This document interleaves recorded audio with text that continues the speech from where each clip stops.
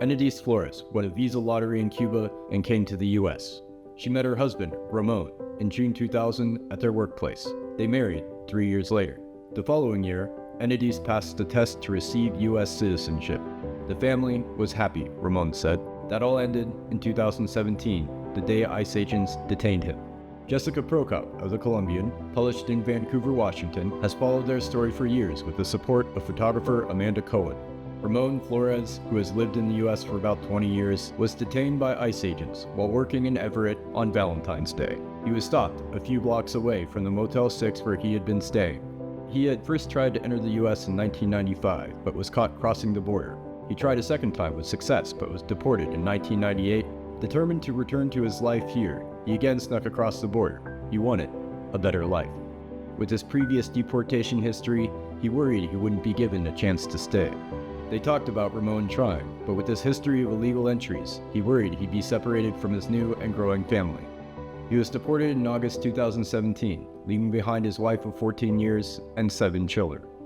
He choked up while reflecting on breaking the news to Enedis, which he had to do over the phone while in the back of an ICE van. You know, the scream that she made that time? Feel like a knife in my heart.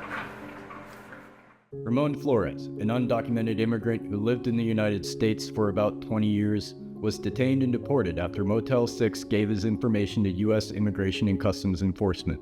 As of 2019, he was living in Tijuana, Mexico, leaving behind his wife, 7 children, and community ties. Vancouver immigration attorney Mercedes Riggs pointed out that few avenues exist that allow immigrants to enter and live in the U.S. legally. Mr. Flores had lived in the U.S. raising 7 children with his wife, Enedis, running a small Mexican goods business and paying taxes.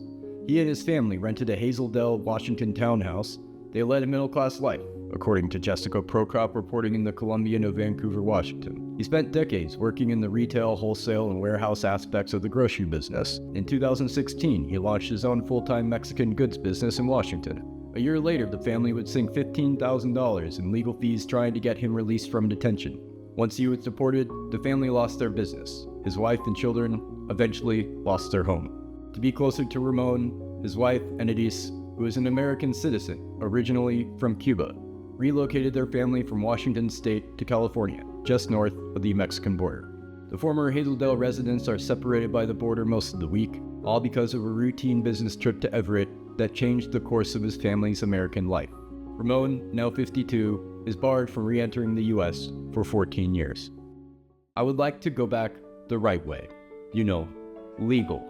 Vancouver's Ramon Flores Garcia, a Mexican citizen who had been living without documentation in the United States for about 20 years, was detained by ICE agents on Valentine's Day 2017 while working in Everett. He was deported to Puerto Vallarta that August, leaving behind his wife of 15 years and 7 children. Jessica Prokop reported in The Columbian of Vancouver, Washington, Ramon doesn't expect US-born people to understand why he entered the country illegally, but he hopes people can keep an open mind. Ramon said, "If we make a decision to do something like that, we don't do it to do something wrong or broke the law. The situation pushed us to do it. I don't think it's fair to treat us like criminals." Ramon was born in Mexico's Jalisco state.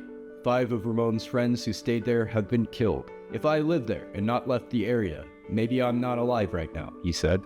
After his deportation, Ramon moved to Tijuana to be as close to his family as possible. They relocated from Clark County in Washington State to Chula Vista, California. "I start over, start a new life with nothing.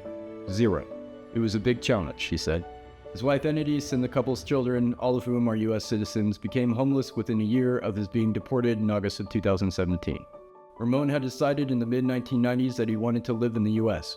He had no idea how to go about obtaining legal residency, he said, and he didn't think coming in the way he did was that bad.